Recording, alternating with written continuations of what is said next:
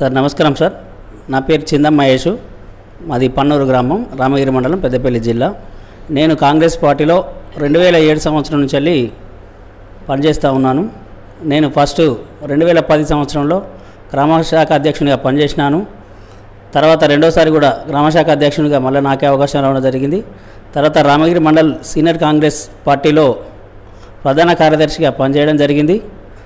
దాని తర్వాత 2019 స్థానిక సంస్థల్లో నాకు మా ప్రియతమ నాయకులు శ్రీధర్ బాబు గారు పన్నూరు 1 ఎంపీటీసీ టికెట్ ఇవ్వడం జరిగింది. నేను పోటీ చేసి గెలవడం జరిగింది సార్. ఇప్పుడు మన గవర్నమెంట్ వచ్చి 18 నెలలు పూర్తి చేసుకుంది. మరి మీరు ఇచ్చిన వాగ్దానాలు, మేనిఫెస్టోలు మరి ఎంతవరకు మీరు ప్రజలకి అభివృద్ధి సంక్షేమ పథకాలు అందిస్తూ ఉన్నారు? మీకు దీంట్లో మీ స్పందన ఏంటి సార్? మా కాంగ్రెస్ పార్టీ అధికారంలోకి వచ్చి 18 నెలలు వస్తుంది. ఇప్పటి వరకు కూడా మేనిఫెస్టోలో ఏదైతే ఇస్తామని చెప్పి ఎలక్షన్స్ ముందు హామీ మా పెద్దలు కాంగ్రెస్ పిసిసి ప్రెసిడెంట్ గారు ఇచ్చారో, అదేవిధంగా మా ప్రియతమ నాయకులు మేనిఫెస్టో కమిటీ చైర్మన్ అయినటువంటి ఈ ప్రాంత అభివృద్ధి ప్రదాత అయినటువంటి దుద్దిల్ల శ్రీధర్ బాబు గారు మేనిఫెస్టో కమిటీ చైర్మన్గా ఉండడం జరిగింది. మన మేనిఫెస్టోలో ఏవైతే ఇస్తాము అని చెప్పి పేర్కొన్నారో అవన్నీ కూడా దాదాపు 90% ఈ 18 నెలల కాలంలోనే పూర్తి చేయడం జరిగింది. అవన్నీ కూడా ప్రజలకు తెలుసు.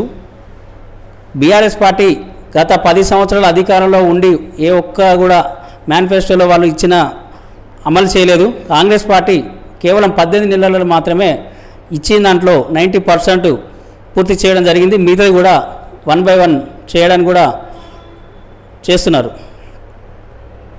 మేము మేనిఫెస్టోలో పేర్కొన్న కొన్ని విషయాలు చెప్తాను. సన్నబియ్యం అది మేనిఫెస్టోలో కూడా మేము ఇస్తామని చెప్పలేదు.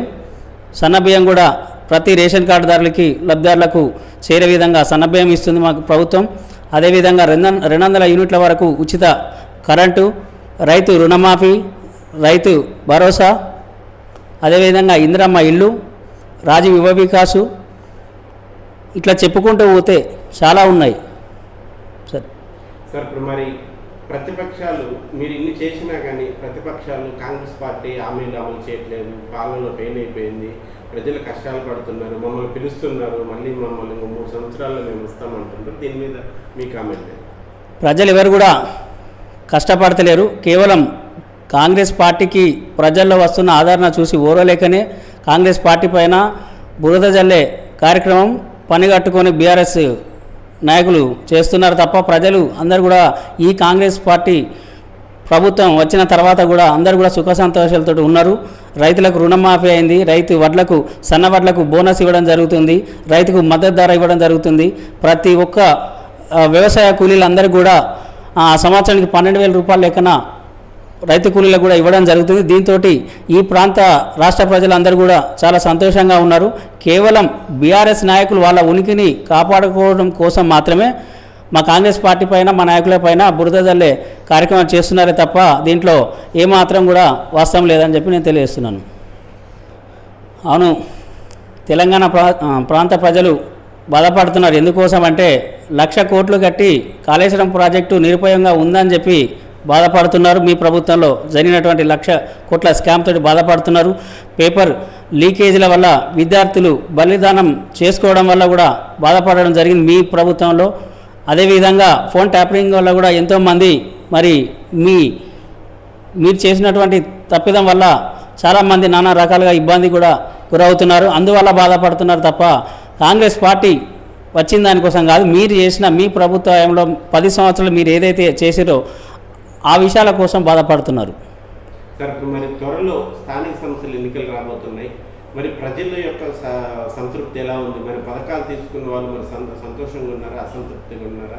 రేపు మరి ఏ పార్టీ వైపు ప్రజలు మొగ్గు చూపే అవకాశం ఉంది? ఖచ్చితంగా కాంగ్రెస్ పార్టీ వైపే తెలంగాణ రాష్ట్ర ప్రజలందరూ మొగ్గు చూపుతారు. ఎందుకోసం అంటే ప్రతి ఇంటికి కూడా సంక్షేమ పథకాలు అందించడం జరిగింది. వారందరూ కూడా సంతోషంగా ఉన్నారు. వారందరూ కూడా కాంగ్రెస్ పార్టీకే వెన్నంటి ఉంటారు తప్ప బీఆర్ఎస్ పార్టీకి మాత్రం ఎట్టి పరిస్థితిలో కూడా స్థానిక సంస్థల వారికి అవకాశం ఇవ్వరు. వాళ్ళకు చిత్తుగా ఓడగొట్టి కాంగ్రెస్ పార్టీకి స్థానిక సంస్థల్లో కూడా భారీ విజయాన్ని చేకూరుస్తారని చెప్పి మేము తెలియజేస్తున్నాం.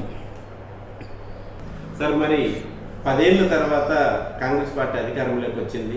మరి ఈ 10 ఏళ్ళు మరి కాంగ్రెస్ పార్టీకి మీరు సేవకులుగా ఉండి ఈరోజు అధికారంలోకి తీసుకురావడం జరిగింది. మరి ఇప్పుడు మీకు అధికారంలోకి వచ్చింది 1.5 సంవత్సరం అయింది.